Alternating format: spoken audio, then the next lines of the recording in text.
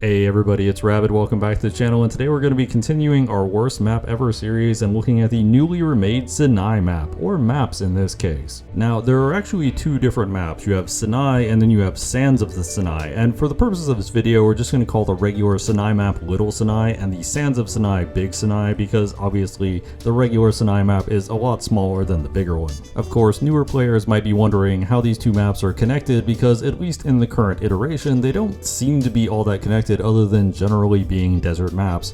However, in the background I have footage from the older Sinai map a long time ago, and if we take the mini map from this map and then we overlay the small Sinai map, you actually see they are the same map. In fact, if you go to the left hand side of the little Sinai map, you can still see Big Sinai off in the distance. This also raises an interesting point, and one thing that I did want to get to with this series is that a lot of people tend to look at the older maps and the older iterations of a map with rose-colored glasses and think, well, it was way better back in the day, except in a lot of cases they're actually wrong. You might be wondering why a large chunk of Sinai was actually removed in the newer version, and you can actually see it live on the footage on the background. This big hilly aspect right here could basically control the entire map, along with two camp hills right outside of spawn.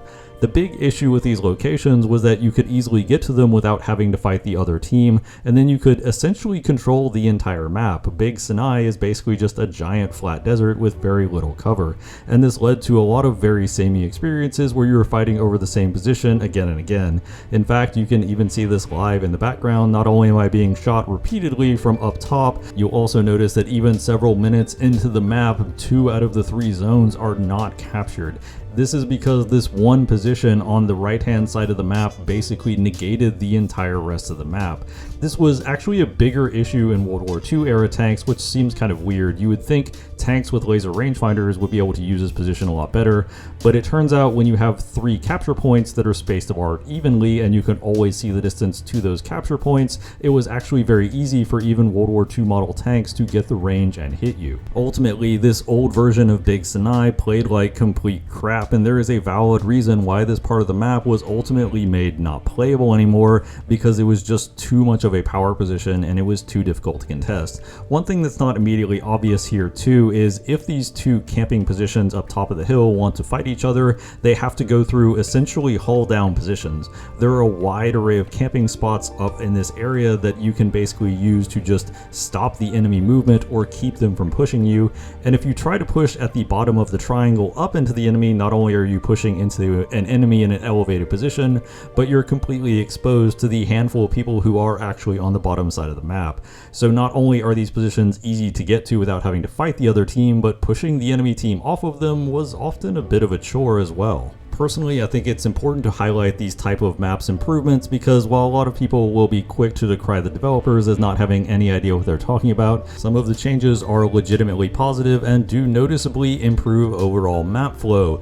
That's not to say that I'm happy with every change they made to these maps. There are some areas where I feel like they could have done better, and there is one specific area where they think they made a pretty noticeable mistake that we'll go into later, but it's important to not look at the old version of a map with rose-colored glasses and think it was always better back in the day, because honestly, this was pretty terrible to play on. We're going to kick things off by looking at Little Sinai, and Little Sinai has a total of 5 different versions: a 3 cap, a 2 cap, and it also has a single point A, B, and C cap. So it basically has the standard permutation that you're going to see with quite a few other maps. It doesn't have any major variations in terms of the actual size of the play space like some other maps do. Now, one thing that I'm going to look at right away before looking at any other aspect of the map is the 2 cap, because the 2 cap plays completely differently from every other version. It's more of an attrition-oriented playstyle in general, but it's important to understand how good or bad of an idea it is to capture any 2 cap map. Spoiler, most of the time it's not very good. However, Little Sinai actually manages to escalate this to an art form, because these are probably some of the worst capture points to try and take in the entire game. Not only are these capture points going to take forever to decap and then ultimately capture, but these capture points are within line of sight of the enemy spawn and have 0 cover. So essentially all any enemy is going to have to do is spawn in, turn turn their turret and shoot you. And for anybody not aware, the spawn protection that you get where you're immune to damage lasts longer if you don't move. So if the enemy can see you without moving, they have a good 10 to 15 seconds of just firing at you, which with many tanks is going to be upwards of 2 to 3 shots. So yeah, this is really not viable to capture. On top of that, desert maps have very high contrast, so it's easy to see ground targets with aircraft, and of course there is no cover, so you're basically just a sitting duck even for World War II era planes. This isn't mentioning things like guided weapons like Mavericks or KH-38s. Well, generally speaking, when I see a 2 capture map, I mostly settle in for the attrition and don't bother going for the point anyway. This is probably the best example of a map that is basically impossible to capture unless the enemy team is completely wiped out. Looking at the 3 capture points, the A cap has at least some cover in the form of some giant oil wells that you can use to hide your tanks, and also has a rock formation immediately north of it that you can use for at least some form of cover. However, you could easily end up getting trapped on the A point, as it's very easy for both teams to essentially pincer you from elevated positions near the B cap. The B cap itself is relatively open. The best strategy to get to the B cap and to actually take it is to try and get on the opposite side, the side that is closest to the enemy team, because for both sides that actually has some element of cover, although it's not perfect.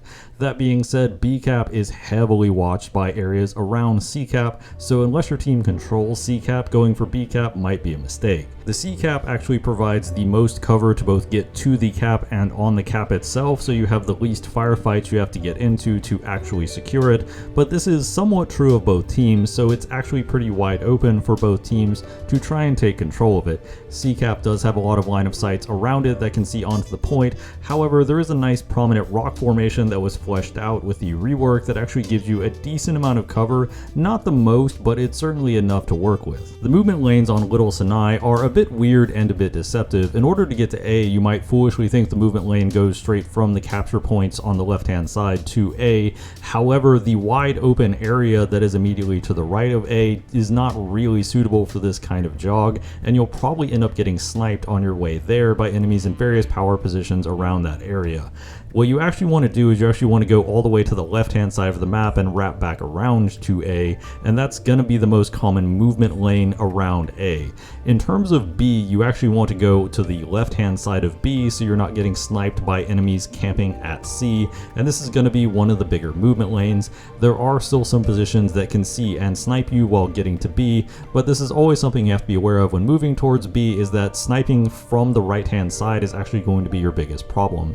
C actually has the most clear movement lane where you simply go straight from your spawn to the zone, and you actually have a pretty good amount of cover on the way there, so you don't have to do any weird maneuvering to get there. You just have to be aware of other enemies that might be around C. Of course, this is probably the best time to bring up the various dead zones on Little Sinai, because it actually does have a few of them. The area immediately to the right of A, both to the north and to the south, is fairly difficult to traverse without getting sniped, as there are power positions on these hills around B that overlook them.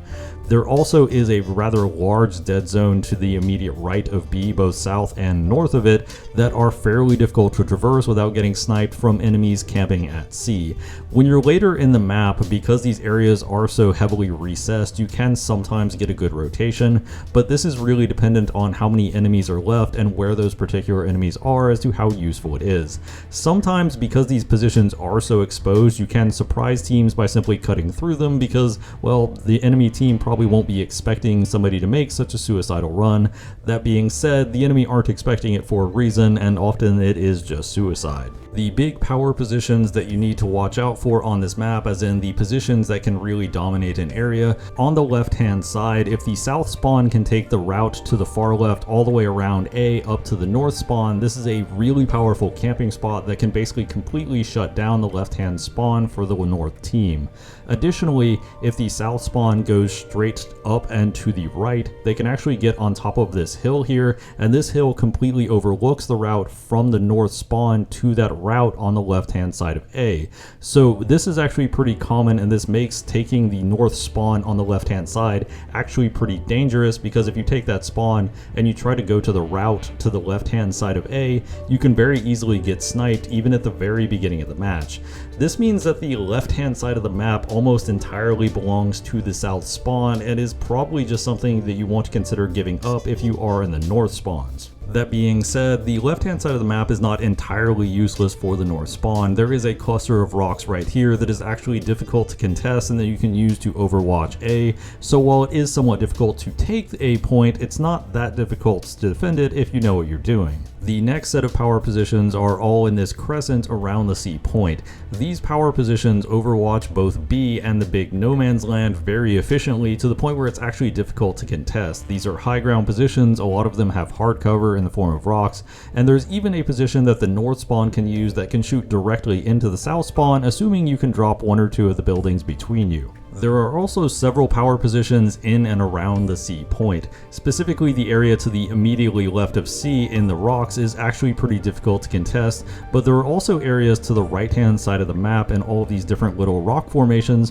where you can find really good hard cover and really niche line of sight that can really take the enemy by surprise and are efficient to use, especially if you have a small turret or a turret that is completely unmanned. With all that being said, the general map flow when you do have the 3 capture variant of this map is that the south spawns will usually have a sizable advantage on the left hand side to the point where it's often not even worth attempting to go to the route behind A, because if you try to go to the route behind A, even if you are successful in the opening moments of the map, what you're going to find very quickly is that the enemy can efficiently cut off basically any of your reinforcements. So you essentially have to win all of your gunfights from that point on, or you're just going to end up getting surrounded and overwhelmed. That being said, the north spawn does have the best approach and the best camp spots around the C point to try and secure it. So typically you'll get a bit of a yin-yang scenario where the south spawn is taking over the left side of the map and the north spawn is taking over the right side of the map, and it really comes down to who can capture and secure B. This also is somewhat awkward because C is generally up in the air for both sides, but the left-hand side of the map is almost entirely controlled by the south spawn. So what you essentially have is the south spawn can go for an A-B or a C hold to win, but the north spawn essentially has to go for a C-B hold. This requires the north spawn capture C quickly and then push out and secure the area immediately south of C so that their teammates can push into the B point. This is going to be your most efficient strategy for winning the game. It is very rare for the north spawn to win a game without controlling the C point. Of course, this brings us into the single cap variants, and the first single cap variant we're looking at is A, and as you can probably suspect from everything I just went over, the south spawn has a very sizable advantage. In fact, the only real strategy available to you if you are the north spawn is to immediately wrap around to the right hand side of the map to go for a spawn camp right away. I don't usually like suggesting things like a spawn camp. I feel like it's a bit scummy to rush for it, but the simple fact of the matter is this is so asymmetric if you do get the single point A that you're probably not going to win at all if you try to play it even remotely fairly. You have to go for that spawn camp right away. This also largely dictates what you have to do if you're in the south spawn, because your team is probably going to win. The average WM1 players on your team are going to go either to the left side or right side of the point and are probably going to win because they have an advantage in those areas. So if you're south spawn, it's worth considering that the most dangerous thing the enemy can do is spawn camp you, so it might be a good idea to peel off to the right hand side of the map to make sure that doesn't happen. For the single cap B variant of this map, it's actually kind of interesting because the best way to get to the point is to go from the left hand side. However, the best way to overwatch the point is from the right hand side. So ideally your team wants to have a decent split of players on the right hand side watching the crosses to B, but also players on the left hand side that can fight enemies directly that are going to B and potentially capture B themselves. It's up to you as to what type of vehicle you have and how well you think you'll do in this situation, but I will say that because C has so many positions that are so good at overwatching the B point, it's definitely worth considering trying to take the area around what would normally be the C point if you do get a single cap B. Single cap C is pretty straightforward. If you want to actually get to the point, you simply go to the right hand side of the map. There is a decent amount of cover to get there, and the points to overwatch it aren't that overpowering to the point where you can't simply push through them. There are some points on the left hand side that can watch the right hand side of the map, however they can't actually see the main route to C, and they're mostly just there for spawn camping. So overall, I would say while the left hand side of the map can be useful and you do have to prevent the enemy team from spawn camping or potentially facilitate your own, it's important to not neglect the right hand side of the map, because spawn camping the enemy only works to a point, especially on a map like this where the enemy can actually get to C without really exposing them too much to a spawn camper. Now, much like with Little Sinai, Big Sinai also has a total of 5 variations. You have the 3 cap, the 2 cap, and the individual A, B, and C cap. It doesn't have any major variations in terms of restricted play area. And much like Little Sinai, the first thing we're going to look at with Big Sinai is the 2 cap variant. And in this scenario, it's actually not the worst to capture. It's still not particularly good because you have a pretty long drive through some open stretch of desert in front of the enemy spawn to get to, but both of the capture points actually have a decent amount of rock formations around them, so especially if you have a teammate overwatching you or your teammates have some air up, it actually might be possible to capture these points. And I have seen it captured out from under the enemy team a few times, just because it is so difficult to approach this once the enemy starts capping it. That being said, it is still a reasonably exposed position from the air, and you do still have a long drive to get to it, but it isn't completely unviable. Now, as far as the 3 capture points, the A point is somewhat exposed, however it is in a bit of a recessed area and does have some rock formations around it to provide at least a moderate amount of cover. There are also some areas on the left hand side of the map where you can wrap around into A and out of A, so it's not completely an island like some of the other capture points, or at least not as much as it may look on paper. The B point probably looks like it has the best cover, but in practice is actually the most easily covered by A and C, so it is a bit of a risk to take it. However, the routes out of it are fairly complete, and there is at least a decent amount of rock formations and some nice little recession in front of you that you can use for some cover. The C point is basically in the middle of a city, which makes it probably one of the easier ones to cap, but also one of the harder ones to cap, as it is a fairly large capture point and there are a lot of nooks and crannies that opponents can be hiding in. There's also a fairly large rock on the right hand side of C that will be a bit of an issue, and that opponents can easily seek some soft cover in, and that may be difficult to contest them in, but on the whole the C point is not that bad in terms of getting onto or off of it. However, if opponents do control the C point, getting to it may be a bit of an issue because you're trying to approach it essentially through open desert and your opponents have a built-up area to defend. Unlike Little Sinai, the main movement lanes on the whole are pretty straightforward. You can generally go directly from the left-hand spawn to A, maybe with the curving around a little bit to the left-hand side. It's not too bad. On the whole, the right-hand side can also generally just go to C. The big exception here is that you generally want to go from the right-hand side to B instead of the left-hand side, because if you go from the left-hand side to B, you're exposing yourself to a lot of unnecessary fire as you drive across open desert, whereas going from the right hand side to B actually puts a lot of rock formations in your way. Now, in terms of what I would really call power positions, that is to say major positions that are difficult for your opponent to contest, there are only really a handful on the current version of Big Sinai. Each side has a hill just a little bit ways out of the spawn that they can use to look over B and some of the other crosses on the map, although the line of sight on this is a lot more limited than it used to be on the older versions. There's also a rock on C that is effectively a power position. It's very difficult to contest or get somebody off of, especially if they are effectively covered by their team. Additionally, the rock formation immediately north of A is effectively a pseudo power position that covers a large portion of this desert, so it can be difficult to get to A if you have an enemy that is using that position correctly,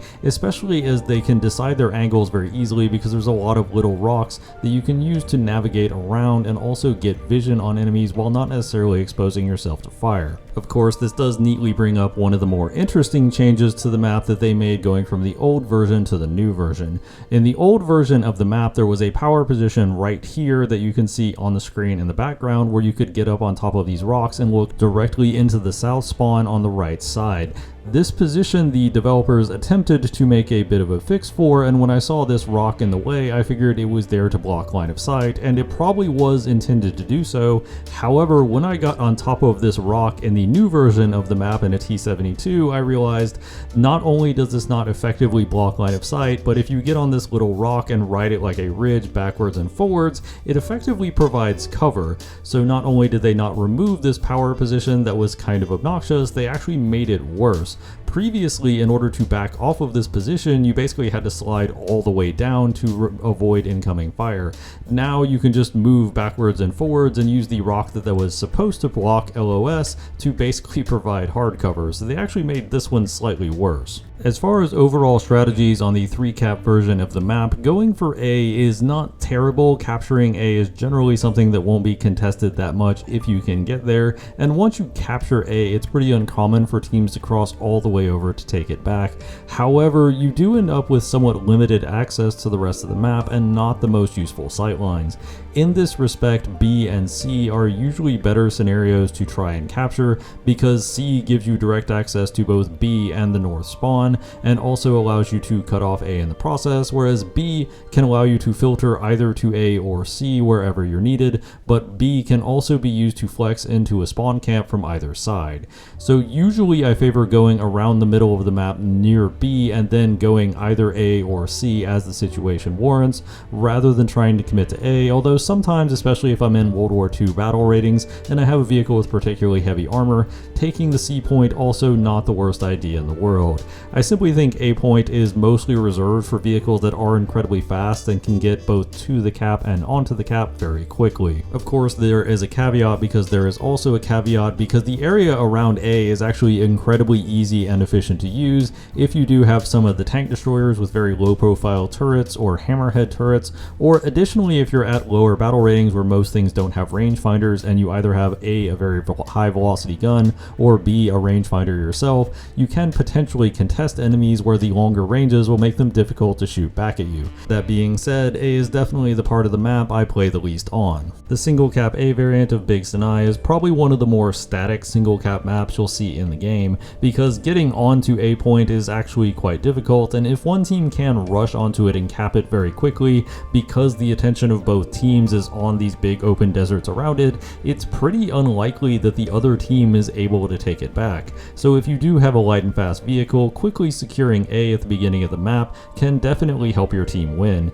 Additionally, one of the more valuable things you can do is seize the area that is normally the B cap, because that area has good line of sight to all of the potential crosses to the A map. Obviously, there are a lot of sniping positions around these deserts, but you really want something with long range and a high velocity gun to be able to use them effectively. If you have a lower velocity gun, it can be somewhat frustrating to try and hit the small targets on the other side of sand dunes. Playing single cap B is honestly not that dissimilar from playing a normal game, because normally B and C go very hand in hand in terms of how you control them and what positions control them. So honestly, what you're gonna have to do in single cap B is just control the B point, which you probably need to do anyway in the normal triple cap variant of this map. Because a lot of this map does largely resolve around the C and B point that are interconnected anyway, it is kind of hard to drum up anything particularly interesting to say about the B cap. What you do is you go towards the B cap, you go towards the C cap to provide flanking fire or potentially cut the enemy off from going to B cap, and if you do both those successfully, your team should effectively win. Of course, likewise, single cap C plays a lot like a normal map as well, although single cap C, the A side of the map, is even more irrelevant than normal because you can't even see onto the capture point like you can with single cap B. In single cap C, you're largely fighting over the city, although some movements on the left hand side of the map to get around the rocks and potentially provide flanking fire is certainly useful, and of course cutting off the enemy spawn is always useful, but this does heavily restrict the amount of the map you really want to play on. Now, this is a bit of a side note and a change that they made when modifying the map that it's important to be aware of, but it's not the biggest change in the world. There is this cluster of rocks that you can drive through to get to the B point, and originally you could go to the left from this north spawn, but now you kind of have to go to the right. In fact, they actually made it easier. Previously, it was a little janky and you had to try and squeeze through some rocks. Now it actually has a pretty nice and well-developed path that you can take. So while it is a little weird that the low rock that it looks like you should certainly be able to drive over is very difficult to drive over, there is actually a very clear and very easy to use path right next to it. Now, one final minor thing that I want to look at on both little Sinai and Big Sinai, because it is basically the same for both of them, is actually the air spawns and the availability of cover and concealment. The cover and concealment is fairly limited, but it's not completely non-existent. Perhaps the most interesting part of both maps is that because you have a very heavy rock formation on the right hand side, it actually makes aircraft very predictable. Trying to do an air attack run in big open desert on the left hand side, especially when you start getting into some of the more powerful guided AA, is going to be pretty rough. The helicopters in particular are basically going to be limited to only ever attacking on the right hand side, so it does make it somewhat easy if you're an anti-air to know where to look if a helicopter is up. Additionally, if you're in a plane yourself and you're trying to find other planes or helicopters, there's a very good bet they will be on the right hand side of the map somewhere. That being said, desert maps, much like snow maps, tend to have very high contrast, so it's a lot easier for aircraft to make out ground vehicles even from a long distance, and even if they don't have things like thermal imaging.